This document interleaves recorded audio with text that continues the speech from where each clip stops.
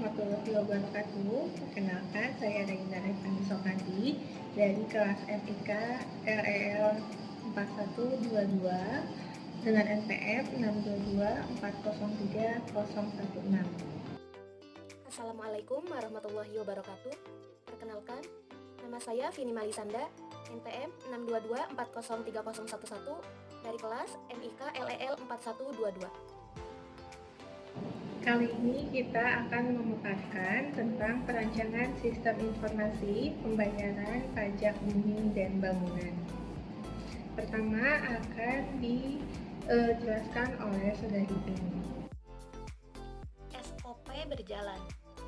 Wajib pajak memberikan surat pemberitahuan pajak terhutang atau SPPT kepada teller. Kemudian, petugas teller melakukan pengecekan surat pemberitahuan pajak terhutang atau SPPT. Apabila SPPT tidak sesuai, maka dikembalikan kepada wajib pajak. Dan apabila sesuai, akan dilakukan perhitungan denda apabila jatuh tempo. Kemudian, petugas teller membuat surat setoran pajak PBB atau SSP PBB. Setelah proses pembayaran selesai, petugas teller memvalidasi surat setoran pajak PBB atau SSP PBB dan memberikan surat setoran pajak PBB atau SSP PBB, validasi lembar 1 dan 3 serta mengembalikan surat pemberitahuan pajak terhutang atau SPPT sebagai bukti pembayaran kepada wajib pajak serta memberikan lembar 2 kepada administrasi dan lembar 5 kepada dispenda. Selanjutnya, petugas teller membuat data slip setoran. Petugas teller memberikan slip setoran kepada analisa pajak.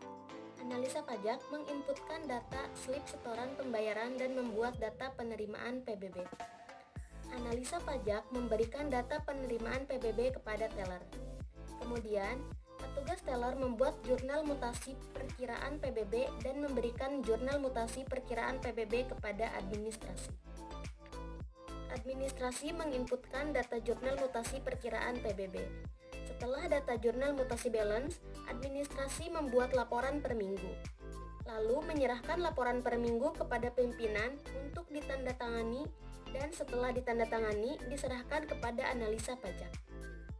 Selanjutnya, analisa pajak membuat laporan penerimaan PBB keseluruhan dan menyerahkan laporan penerimaan PBB keseluruhan kepada administrasi, pimpinan, dan dispenda.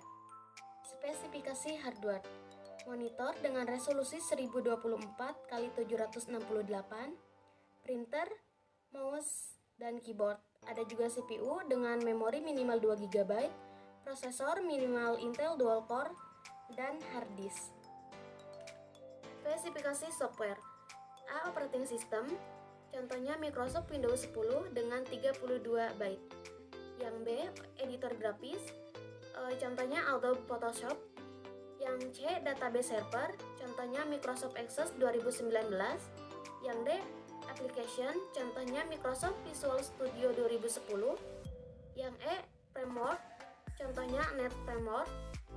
Yang terakhir ada report, contohnya Crystal Report Routine dengan 32 byte. Sekarang saya akan menjelaskan untuk DFD level 1-nya. Dimulai dari wajib pajak sebagai terminator sumber mengirimkan data SPPT masuk ke dalam proses pembayaran PBB dan outputnya berupa data SPPT dan data SSP PBB yang valid masuk ke wajib pajak. Lalu mengirim data laporan ke data store berupa file laporan PBB yang kemudian bisa ditarik ulang untuk masuk ke proses pembayaran PBB kembali. Dari proses ini pun keluar data SSP PBB yang valid dan laporan penerimaan PBB yang valid masuk ke dispenda sebagai terminator sumber berikutnya. Dari proses tersebut juga outputnya berupa pengiriman laporan penerimaan PBB yang dikirim ke pimpinan, dan dari pimpinan bisa kembali mengirim laporan penerimaan PBB yang valid masuk ke proses pembayaran PBB. Dari wajib pajak bisa mengirim data SSP masuk ke proses pembayaran SSP. Dari proses tersebut, outputnya yaitu data SSP yang valid kembali ke wajib pajak, dan laporan SSP tersebut dikirim ke pimpinan sebagai terminator berikutnya. Dari pimpinan mengirim ulang kembali laporan SSP valid. Dari proses pembayaran SSP, outputnya berupa data SSP yang valid dan laporan SSP yang valid masuk ke KPPN. Dan juga untuk file tersebut dikirim masuk ke data store file laporan SSP yang kemudian nanti bisa ditarik ulang ke proses pembayaran SSP.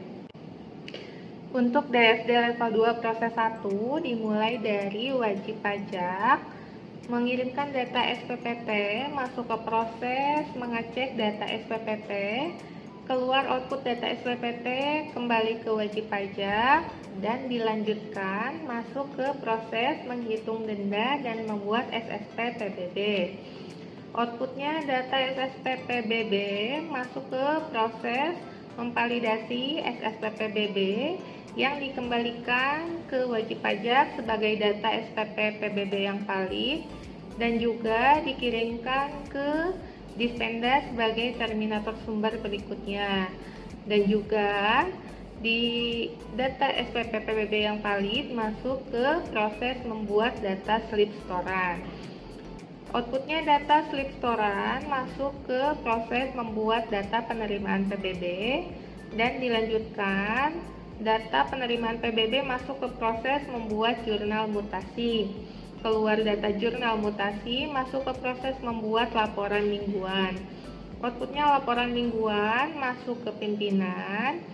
Dan untuk data laporan PBB masuk ke data store file laporan PBB yang bisa ditarik ulang di proses membuat laporan mingguan. Pimpinan bisa memvalidasi laporan mingguan, keluar data laporan mingguan valid, masuk ke proses membuat laporan penerimaan PBB. Dan ini dua arah bisa ditarik kembali oleh pimpinan.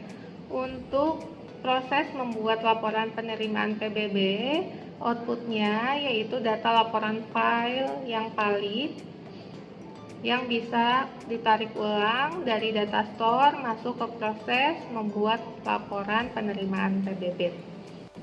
Untuk DFD level 2 proses 2 dimulai dari wajib pajak sebagai terminator sumber mengirimkan data SSP masuk ke proses mengecek data SSP dan keluar data SPPT sebagai outputnya masuk ke proses menghitung denda, lalu keluar data SSP yang masuk ke proses memvalidasi SSP.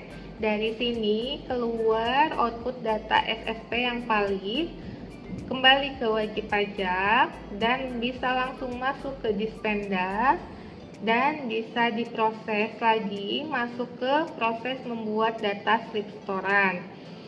Outputnya dari proses ini berupa data slip storan masuk ke proses input SSP. Dari proses ini keluar data SSP masuk ke proses membuat laporan. Dari proses pembuatan laporan ini keluar output berupa data laporan yang valid masuk ke Dispenda dan masuk ke pimpinan serta masuk ke data store. Masing-masing bisa ditarik kembali masuk ke proses membuat laporan. Dari sini kita bisa melihat interface input dari sistem pembayaran pajak bumi dan bangunan di Bank Jabar Banten. Di sini kita bisa lihat nanti di sini akan tertera logonya. Lalu untuk nama perusahaan di sini tertera untuk NOP yaitu nomor objek pajak. tahun yang dibayarkannya, tanggal jatuh tempo, lama jatuh tempo, untuk denda apabila ada denda keterlambatan, total bayarnya, tanggal pembayaran, serta ada view-nya untuk bumi luasnya per meter persegi dan biaya per meter persegi, serta untuk bangunannya berapa meter persegi dan biaya per meter persegi, lalu tercantum nominal bayar.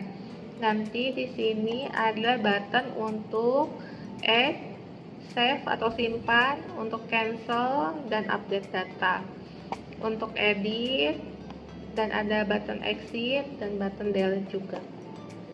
Di sini kita bisa lihat interface outputnya berupa struk atau faktur laporan transaksi PBB.